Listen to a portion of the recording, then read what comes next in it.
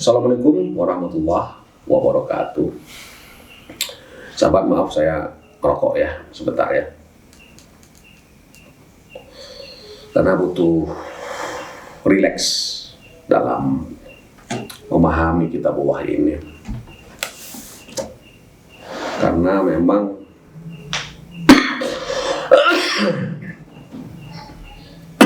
agar kita bisa menangkapnya secara ilmiah, secara logis dan empiris. Data apa lagi yang siogia menjadi bahan bakar atau mobilisator kerja akal? Kita di surat Yasin ayat 60 sampai 62. Bismillahirrahmanirrahim. Alam ahad ilaikum ya bani Adam Allah ta'budu syaiton innahu lakum aduwwum mubin. Bukankah aku telah berkomitmen kepada kalian, hai keturunan Adam, janganlah kamu melakukan pengabdian kepada syaiton, sebab syaiton itu selalu memusuhi kamu, ya, dengan sangat jelas. Innahu lakum aduwwum. Syaiton itu memusuhi kamu dengan sangat jelas. Mubin itu banyak jelas.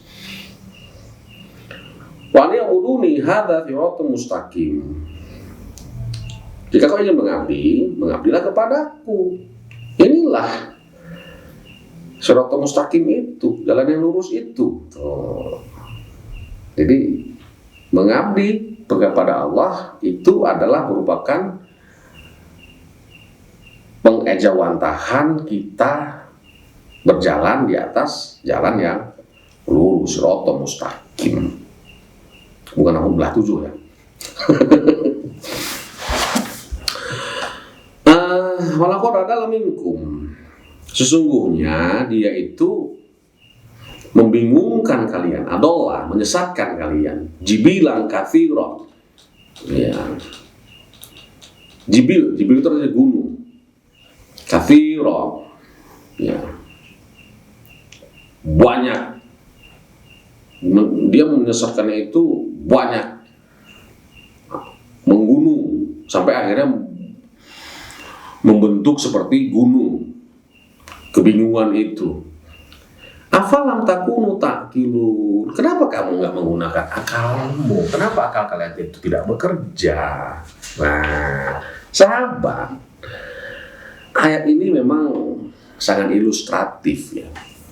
Sebetulnya tidak ada orang yang mengabdi pada setan jika seperti yang ada dalam paradigma kita, nggak ada. Nah ini,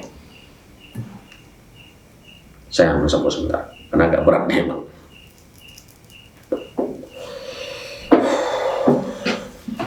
Nggak ada. Seperti yang kita bayangkan, seperti yang ada dalam paradigma itu sebenarnya tidak. Ya. Bagaimana bentuk pengabdian kita kepada setan? Itu berangkat dari data.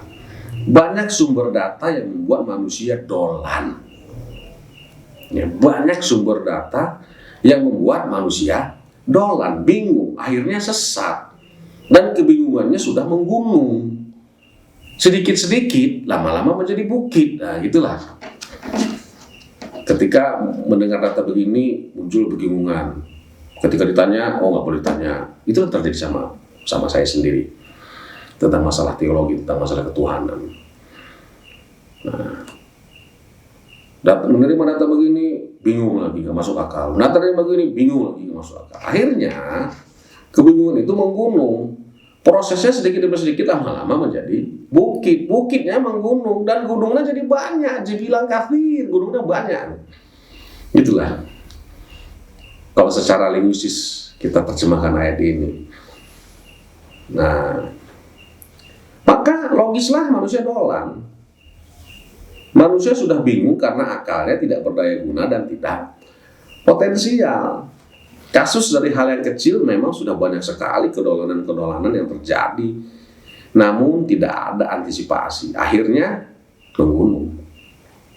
Ya, hal seperti ini yang bisa membuat manusia menjadi kesetanan akhirnya. Ya. Kebingungan yang sedikit lama-lama menggunung. Ya, akhirnya membuat manusia menjadi kesetanan. Ujung-ujungnya berantem, gitu. Ngadu data, ngadu dalil. Padahal semua data dan semua dalil yang dikemukakan itu semuanya belum bisa dipastikan nilai kevalidannya apakah benar atau tidak. Ya, karena data yang paling valid itu cuma ada di kitabullah. Akhirnya berantem kan. Kesetanan semua, silih maki, silih caci, silih hina, silih sesatkan, silih kafirkan. Wah, kesetanan semuanya. Hanya gara-gara masalah data yang berbeda. Nah, jadi bagaimana cara mengantisipasinya? Selesaikanlah setiap kebingungan yang ada. Sebab itulah musuh, ya, yang akan merubah kita menjadi setan. Ketika kita kebingungan yang tidak tertuntaskan, itu satu saat, ya, kebingungan itu adalah musuh terbesar, ya, bagi manusia yang akan berubah kita menjadi setan. Ya, setan merupakan simbol dari sebuah sistem pendolanan. Setan itu simbol dari sebuah sistem pendolanan. Setan itu simbol dari sebuah sistem proses orang membuat menjadi bingung. Nah, bukan berbentuk sosok seperti yang diceritakan dalam mitos. Tidak sama sekali, tidak seperti itu. Nah, jadi kesimpulannya, data yang syogia diretrospeksi oleh akal adalah data yang membingungkan, yang sudah menggunung. Kebingungan yang sudah mendukung, yang sudah menggunung itu segeralah kita retrospeksi agar kita tidak menjadi orang yang bingung. Nah, demikian. Assalamualaikum warahmatullahi wabarakatuh.